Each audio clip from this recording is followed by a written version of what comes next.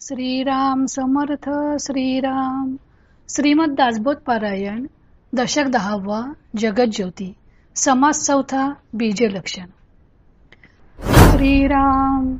आता पाहो जाता उत्पत्ती, मनुष्यांपासून मनुष्य होती, पशुपासून पशु निपजती, प्रत्यक्ष आता श्रीराम. वक्ता म्हणतो की आता उत्पत्ती संबंधी पाहू गेले तर असे दिसून येते की मनुष्यापासून मनुष्याची उत्पत्ती होती, पशुपासून पशूंची उत्पत्ती होते. हे आपण प्रत्यक्ष पाहतोच. खेचरे आणि भूचरे, वनचरे आणि जळचरे, नाना प्रकारीची शरीरे, शरीरांपासून होती श्रीराम. आकाशगामी, पृथ्वीवर विचरण करणारे, वनात आणि जळात राहणारे प्राणी यांची नाना प्रकारची शरीरे शरीरापासूनच उत्पन्न होतात. प्रत्यक्षास आणि प्रमाण, निश्चयास आणि अनुमान, मार्ग देखोन आडरान, घेऊच नये श्रीराम. जी गोष्ट प्रत्यक्ष दिसून येते तिला प्रमाण देण्याची आवश्यकता नसते व जी गोष्ट निश्चित असते तिच्या संबंधी अनुमान करण्याची जरूर नसते. सरळ असलेला रस्ता सोडून उगीच आड रानात शिरू नये. विपरीतापासून विपरीत होती, परी शरीरेच बोली जेती, शरीरा वाचून उत्पत्ती, होणार नाही श्रीराम. संकरित प्रजेपासून, उदाहरणार्थ खेचर इत्यादी संकरित प्रजाच उत्पन्न होते, पण तीही शरीरापासूनच उत्पन्न होते. शरीरा वाचून उत्पत्ती होऊच शकत नाही. तरी हे उत्पत्ती कैसी झाली, कासयाची कोणे केली, जेणे केली त्याची निर्मिली, काया कोणे श्रीराम. तरी ही उत्पत्ती कशी झाली, कोणी व का केली, ज्याने केली त्याचा देह कोणी निर्माण केला. ऐसे पाहता उदंड लांबले, परिमूळी शरीर कैसे झाले, कासयाचे उभारिले, कोणे कैसे श्रीराम. अशा रीतीने विचार करू लागले तर खूपच लांबड लागेल. प्रथम हे शरीर मुळात झाले तरी कसे, ते कशाचे केले आहे, कोणी व कसे केले आहे. ऐसी हे मागील आशंका, राहत गेली ते ऐका, कदापि जाजू घेऊ नका, प्रत्ययो आलियाने श्रीराम. अशी ही मागे विचारलेली शंका अजून तशीच राहिली आहे, म्हणून त्याचे उत्तर आता ऐका. पण प्रत्यय आल्यावर मात्र कधीही दुराग्रह धरू नका. प्रत्ययोची आहे प्रमाण, मूर्खास वाटे अप्रमाण, पिंडे प्रचित शब्दे जाण, विश्वासासी श्रीराम. प्रत्ययच प्रमाण मानला पाहिजे, पण मूर्खाला तो अप्रमाण वाटतो. पण या देहात जीवाला अनुभवामुळेच विश्वास निर्माण होतो. ब्रह्मी मूळ माया झाली, तेची अष्टधा प्रकृती बोलिली, भूती त्रिगुणी कालवली, मूळ माया श्रीराम. ब्रह्माच्या ठिकाणी मूळ माया उत्पन्न झाली, तिलाच अष्टधा प्रकृती असे म्हणतात. पंचमहाभूते व त्रिगुण हे तिच्या ठिकाणी सूक्ष्म अंशाने मिसळलेले असतात. ते मूळ माया वायो स्वरूप, वायो मध्ये जाणिवेचे रूप, तेची इच्छा परी आरोप, ब्रह्मी न घडे श्रीराम. ती मूळ माया वायू स्वरूपच असते, वायूमध्ये जाणीव असते. जाणीव म्हणजेच इच्छा होय, पण तिचा आरोप परब्रह्मावर करता येत नाही. तथापि ब्रह्मी कल्पिला, तरी तो शब्द वाया गेला, आत्मा निर्गुण संचला, शब्दातीत श्रीराम. तरी पण जर इच्छेचा आरोप परब्रह्माच्या ठिकाणी कल्पिला तर ते म्हणणे व्यर्थ ठरते, कारण आत्मा हा निर्गुण सर्वत्र कोंदाटलेला असूनही शब्दातीत आहे. आत्मा निर्गुण वस्तू ब्रह्म, नाम मात्र ती तुका भ्रम, कल्पून लाविला संभ्रम, तरी तो लागणार नाही श्रीराम. आत्मा म्हणजेच निर्गुण ब्रह्म वस्तू होय. जितकी नामे आहेत तो सर्व भ्रम आहे. कल्पनेने त्याच्यावर भ्रमाने नामरूपाचे अवडंबर लादण्याचा प्रयत्न केला तरी तो सफल होणार नाही. तथापि आग्रहे लाविला, जरी धोंडा मारिला आकाशाला, आकाशावरी कुंथिला, तरी ते तुटेना श्रीराम. तरीही आग्रहाने तसा प्रयत्न केला तर आकाशाला दगड मारला किंवा त्याच्यावर कोणी थुंकले तरी आकाशापर्यंत कुठलीही वस्तू पदार्थ पोहोचूच शकत नाही. तैसे ब्रह्म निर्विकार, निर्विकारी लाविती विकार, विकार नासे निर्विकार, जैसे तैसे श्रीराम. त्याप्रमाणेच ब्रह्म निर्विकार असल्याने त्याच्यावर विकाराचा आरोप केला असता विकार नाश पावतात. निर्विकार ब्रह्म जसेच्या तसेच असते.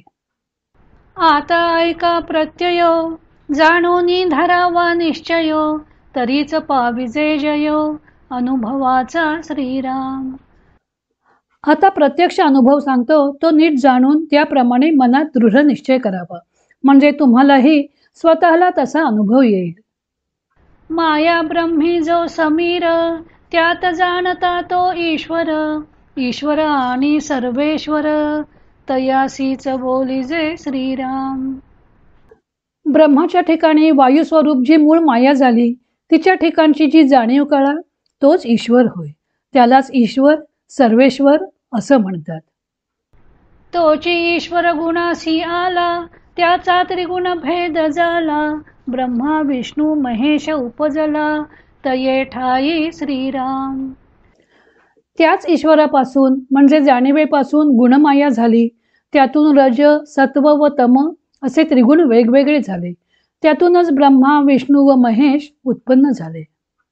सत्व रज आणि तम हे त्रिगुण उत्तमोत्तम, यांच्या स्वरूपाचा अनुक्रम, मागा निरोपिला श्रीराम. सत्व रज आणि तम हे उत्तमोत्तम त्रिगुण असून त्यांच्या स्वरूपाचा अनुक्रम पूर्वी वर्णन केला आहे. जाणता विष्णू भगवान, जाणता नेणता चतुरानन, नेणता महेश पंचानन, अत्यंत भोळा श्रीराम. सत्वगुणमय जाणता तो विष्णू भगवान होय. रजोगुणमय म्हणजेच जाणीव नेणीव युक्त तो चतुरानन ब्रह्मदेव होय. आणि तमोगुणमय म्हणजे नेणीव युक्त अत्यंत भोळा पंचमुख महेश जाणावा. त्रिगुण त्रिगुणी कालवले, कैसे होती वेगळाले, परी विशेष न्यून भासले, ते बोलावे लागती श्रीराम. त्रिगुण खरे तर एकमेकात मिसळलेलेच आहेत, त्यांना वेगळे कसे करणार, पण ते जसे कमी अधिक भासतील त्याप्रमाणे त्यांचे वर्णन करावे लागते. वायो मध्ये विष्णू होता, तो वायो स्वरूपची तत्वता, पुढे झाला देह धरता, चतुर्भुजो श्रीराम. मूळ मायेत सत्वगुण रूपाने विष्णू वायुरूपच निराकार होता, तोच पुढे चतुर्भुज देह धारण करणारा झाला. तैसाच ब्रह्मा आणि महेश देह धरिती सावकास, गुप्त प्रकट होता तयास, वेळ नाही श्रीराम. त्याचप्रमाणे रजोगुणापासून ब्रह्मदेव आणि तमोगुणापासून महेश यथावकाश देहधारी झाले, त्यांना गुप्त प्रकट होण्यास मुळीच वेळ लागत नाही. आता रोकडी प्रचिती, मनुष्य गुप्त प्रगटती, मात्या देवांच्याच मूर्ती, सामर्थ्यवंत श्रीराम. आता रोकडा अनुभव पहा. मनुष्य सुद्धा जर गुप्त होतात प्रकट होतात हे आपल्याला प्रत्यक्ष अनुभवास येते, तर मग या सर्व अत्यंत सामर्थ्य संपन्न देवतांच्याच मूर्ती, मग त्यांना हे अशक्य कसे असेल. देव देवता भूते देवते, चढते सामर्थ्य आहे तेथे, येण्याची न्याये राक्षसाते, सामर्थ्य कळा श्रीराम. देव देवता भूते दैवते यांच्या ठिकाणी उत्तरोत्तर अधिक सामर्थ्य असते, त्याचप्रमाणे राक्षसांच्या अंगीही त्याच प्रकारचे सामर्थ्य आढळून येते. झोटिंग वायू स्वरूप असती, सवेच खुळखुळा चालती, खोबरी खारिका टाकून देती, अकस्मात श्रीराम. झोटिंग वायू स्वरूपच असतात, ते दिसत नाहीत, पण माणसाबरोबर चालू लागले की खुळखुळ आवाज मात्र ऐकू येतो व ते अचानक खारीक खोबरे वगैरे वस्तूही टाकून देतात. अवघेची न्याल भावे, तरी हे बहुतेकांस ठावे, आपुलाल्या अनुभवे, विश्वलोक जाणती श्रीराम. आता हे सर्वच खोटे मानाल, त्यावर श्रद्धा जर न ठेवाल तर या गोष्टी घडतात हे अनेक जणांना माहीत आहे. जगातील लोक आपापल्या अनुभवावरूनच या गोष्टी जाणतात. मनुष्य धरिती शरीर वेश, नाना परकाया प्रवेश, मातो परमात्मा जगदीश, कैसा न धरी श्रीराम. मनुष्य सुद्धा वेगवेगळी शरीरे व वेश धारण करू शकतात, परकाया प्रवेश करू शकतात. मग तो परमात्मा जगदीश अशा गोष्टी का बरे करू शकणार नाही? म्हणून वायू स्वरूपे देह धरिले, ब्रह्मा विष्णू महेश झाले, पुढे तेची विस्तारले, पुत्र पौत्री श्रीराम. म्हणून वायू स्वरूप जाणीवेने जे देह धरले तेच ब्रह्मा विष्णू महेश झाले व पुढे मुले नातवंडे यांच्या रूपाने तेच विस्तार पावले. अंतरीच स्त्रिया कल्पिल्या, तो त्या कल्पिताच निर्माण झाल्या, परितयापासून प्रजा निर्मिल्या, नाही त कदा श्रीराम. त्यांनी अंतरातच स्त्रियांची कल्पना केली आणि कल्पना करताच त्या निर्माण झाल्या, पण त्यांच्यापासून त्यांनी कधीही प्रजा निर्माण केली नाही. इच्छून पुत्र कल्पिले, ते प्रसंगी निर्माण झाले, येणे प्रकारे वर्तले, हरिहराधिक श्रीराम. हरिहराधिकांनी पुत्रांची कल्पना केली आणि त्या प्रसंगी ते निर्माण झाले. या प्रकारे हे त्रिदेव वागले. पुढे ब्रह्मयाने सृष्टी कल्पिली, इच्छे सारीसी सृष्टी झाली, जीव सृष्टी निर्माण केली, ब्रह्मदेवे श्रीराम. पुढे ब्रह्मदेवाने प्रथम सृष्टीची कल्पना केली, त्या इच्छेसरशी सृष्टी निर्माण झाली. नंतर ब्रह्मदेवानेच जीवसृष्टी निर्माण केली. नाना प्रकारीचे प्राणी कल्पिले, इच्छे सरीसे निर्माण झाले, अवघे जोडेची उदेले, अंडज जारजाधिक श्रीराम. नाना प्रकारच्या प्राण्यांची त्यांनी कल्पना केली आणि त्यांच्या इच्छेसरसे ते निर्माण झाले. नंतर त्यांनी सर्व अंडज जारज इत्यादी नरमादी जोडेस निर्माण केले. एक जळ स्वेदापासून झाले, ते प्राणी स्वेदज बोलिले, एक वायो करिता झाले, अकस्मात उद्भिज श्रीराम. घामाच्या जलापासून झाले त्यांना स्वेदज म्हणतात. दुसरे वायूतून अचानक निर्माण झाले त्यांना उद्भिज म्हणजे वृक्षादी, ते जमीन फोडून उगवणारे म्हणतात. मनुष्यांची गौड विद्या, राक्षसांची वोडंबरी विद्या, ब्रह्मयाची सृष्टी विद्या, येणे प्रकारे श्रीराम. मनुष्याची गौड विद्या, राक्षसांची वोडंबरी विद्या, तशीच ब्रह्मदेवाची विद्या आहे, तिला सृष्टी विद्या असे म्हणतात. काही एक मनुष्यांची, त्याहून विशेष राक्षसांची, त्याहून विशेष ब्रह्मयाची, सृष्टी विद्या श्रीराम. मनुष्यांची गौड विद्या काही थोड्या वस्तू निर्माण करते, त्याहून राक्षसांची वोडंबरी विद्या बऱ्याच अधिक वस्तू निर्माण करते, पण ब्रह्मदेवाची सृष्टी विद्या त्याहूनही अधिक म्हणजे संपूर्ण सृष्टी निर्माण करते. जाणते नेनते प्राणी निर्मिले, वेद वदोन मार्ग लाविले, ब्रह्मयाने निर्माण केले, येणे प्रकारे श्रीराम. ब्रह्मदेवाने जाणते व नेणते प्राणी निर्माण केले, नंतर वेद निर्माण करून त्यांना मार्गदर्शनही केले. या प्रकारे हे सर्व ब्रह्मदेवाने निर्मिले. मग शरीरांपासून शरीरे, सृष्टी वाढली विकारे, सकळ शरीरे येणे प्रकारे, निर्माण झाली श्रीराम. यानंतर पुढे शरीरापासून शरीरे निर्माण झाली आणि सृष्टीचा प्रचंड विस्तार झाला. याप्रमाणे सर्व शरीरे निर्माण झाली. येणे आशंका फिटली, सकळ सृष्टी विस्तारली, विचार पाहता प्रत्यया आली, येथान्वये श्रीराम. येथे आता शंका नाहीशी झाली. सकळ सृष्टी याप्रमाणे विस्तार पावली. याचा प्रत्यक्ष अनुभवही यथानुक्रमे आपल्याला येतो. ऐसी सृष्टी निर्माण केली, पुढे विष्णूने कैसे प्रतिपाळिली, हेही विवंचना पाहिली, पाहिजे श्रोती श्रीराम. अशा या सृष्टीचा प्रतिपाळ विष्णूने कसा केला हेही श्रोत्यांनी विचारपूर्वक जाणून घेतले पाहिजे.